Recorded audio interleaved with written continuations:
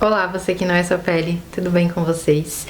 Esse é o vídeo número 2 de uma série de vídeos que eu vou fazer contando um pouco mais da minha história pra vocês e quem sabe a minha história de alguma forma possa te ajudar. Se você perdeu o vídeo número 1, que eu falo como eu fui parar na terapia, eu vou deixar ele linkado aqui embaixo. Hoje eu vou contar a história pra vocês de como eu comecei a piorar muito da DA. Antes de falar da fase que eu realmente comecei a piorar, eu fui uma paciente diagnosticada com dermatite atópica quando criança. E quando criança eu tenho muita memória de frequentar os consultórios, de fazer aqueles testes de alergia, de PEC teste, que é aqueles que vocês fazem as bolinhas aqui, e aí vê o que você tem sensibilidade. Exame de sangue, eu tinha também muita rinite, então eu lembro de tratar isso junto com a dermatite, de ter muito creme manipulado na minha rotina, mas nada que de fato melhorasse 100%. E aí, dado um momento, a DA ela desapareceu. E aí a gente chega ali na minha adolescência, na qual eu nunca tive, nunca nem vi a doença, só a mão mesmo, que sempre foi enrugadinha e seca, a pele continuando seca, mas nada muito agressivo, nada muito constante de tipo eu ficar me coçando à noite e não conseguir dormir ou de ter banhos traumáticos. Adolescência eu melhorei. E na fase adulta a dermatite acordou e ela veio com tudo. Só que não foi de uma vez. Esse foi um processo que foi acontecendo e quando eu percebi, eu já estava totalmente debilitada. Esse vídeo, ele vai fazer muita conexão com o vídeo número 1, então eu aconselho muito, se você não assistiu, para que você veja ele, tá? Eu sou uma paciente que na vida eu passei por muitos processos de perda. E muitos processos de perda, eu não tô falando de perda no sentido de algum familiar que morreu. Sim, também teve, mas eu tô falando de perda de coisas que são importantes, mas que na minha trajetória eu sempre tratei, tá, isso aconteceu, isso acontece com outras pessoas, tá bom. E eram coisas das quais eu passava e que eu não verbalizava como eu tava me sentindo. Eu só passava por essas coisas, eu não conversava a respeito, eu não parava pra entender como aquilo estava sendo grandioso, ou quanto aquilo estava sendo impactante na minha vida, sabe? Eu ia perdendo, ia tendo esses traumas e eu não ia falando sobre nenhum deles, assim, a minha boca sempre muito fechada. Normalmente eu me adaptava à situação e aí eu segui em frente, a vida tem que seguir, então vamos ser práticos, vamos ser racionais, o que dá pra fazer é isso, então vamos tomar a vida e vamos seguir, né? A gente sabe que a dermatite atópica ela é uma doença multifatorial, então tem vários motivos pelos quais ela se manifesta. É claro que o ponto emocional ele não é a principal causa, ele não é a causa da dermatite atópica, mas ele pode sim ser um potencializador de sintomas. E no meu caso, eu percebo que o não verbalizar, o acumular um monte de coisas, fez com que a minha pele ela acabasse falando por mim. Isso, na minha experiência, totalmente de prática. E quem me deu as ferramentas para identificar isso foi a terapia. Eu costumava dizer até em terapia que aquilo que a minha boca, ela não estava conseguindo verbalizar, a minha pele, ela estava sempre falando por mim. Eu não vou entrar tanto nos assuntos, porque eles não dizem respeito somente a mim, né? Então aqui eu vou estar falando também da minha família. E quem escolheu criar conteúdo e quem escolheu se expor na internet fui eu, não os meus familiares, mas eu vou dar um panorama assim só para que vocês entendam um pouco. Meus pais, eles tiveram um processo de divórcio muito longo e muito conturbado, com muitas idas e muitas vindas, muita briga no meio, um ambiente muito tóxico, um ambiente nada adequado para uma criança.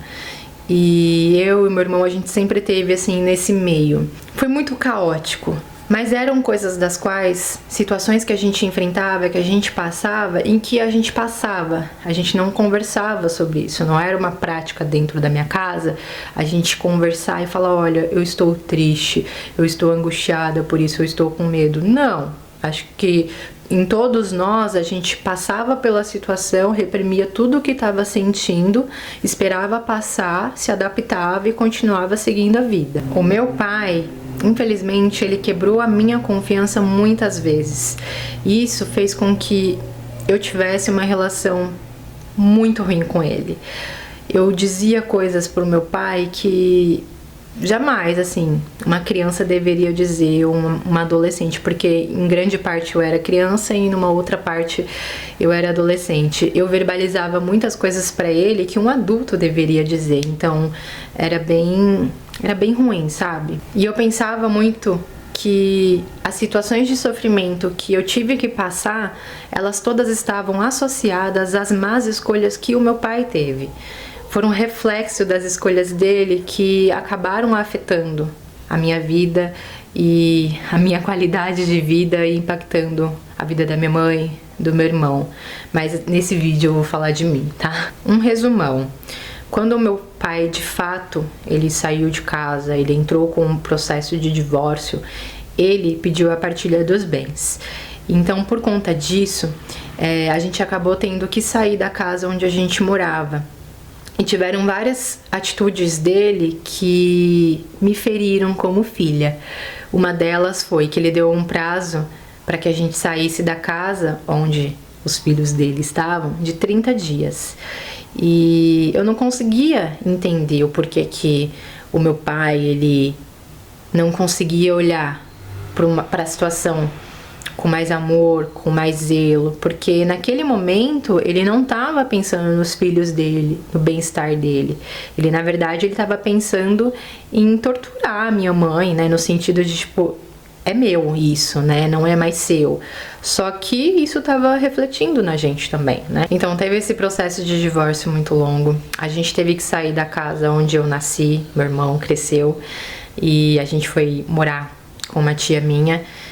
E foi uma fase muito difícil, muito delicada, conturbada, onde era uma situação totalmente adaptada, mas que era muito desconfortável. E todos os dias a gente pensava, não, é uma fase, isso daqui vai passar, mas foi uma fase muito horrível. E com a separação de fato, aí que meu pai já era ausente, ele realmente ficou totalmente por fora. Ele não ligava pra gente, ele não se importava com a gente, assim, pelo menos as atitudes dele não demonstravam isso. E isso me feria muito, porque quando meus pais eram casados, eu era a menininha do papai, né? Eu vivia debaixo da asa dele, queridinha.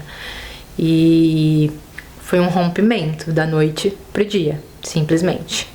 Eu acabei começando a ter que trabalhar para poder ajudar em casa, mas também o meu principal objetivo era poder me bancar, né? Poder comprar os meus cremes caros e não dar tanto trabalho para minha mãe, porque em meio a tudo isso, os meus sintomas eles começaram a aparecer. De forma branda, mas eles começaram a aparecer, porque, mais uma vez falando, foram coisas das quais a gente passou, mas que eu não verbalizava, né? É claro que tinham muitos momentos em que eu chorava sozinha, mas eu nem sabia pelo que exatamente eu tava chorando, porque era uma avalanche de coisas. Esse vídeo tá mexendo mais do que eu achei que ele fosse mexer comigo. Porque quando eu digo que meu pai, ele simplesmente rompeu com o relacionamento e com as obrigações de pai, ele realmente fez isso. E mais uma vez falando, as decisões dele tiveram pesos muito maiores, acho, do que ele poderia pensar, se é que ele pensava nisso.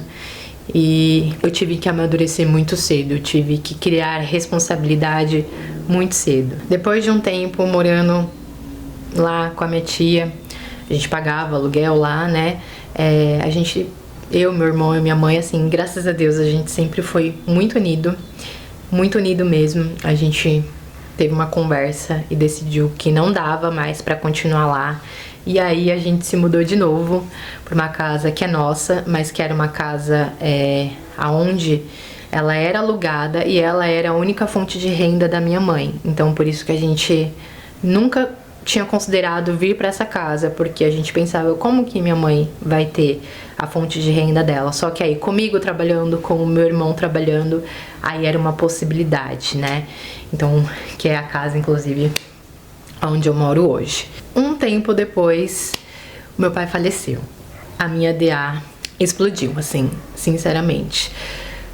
Com todas essas coisas que eu tô compartilhando com vocês, ela já estava muito presente, ela já estava muito ativa.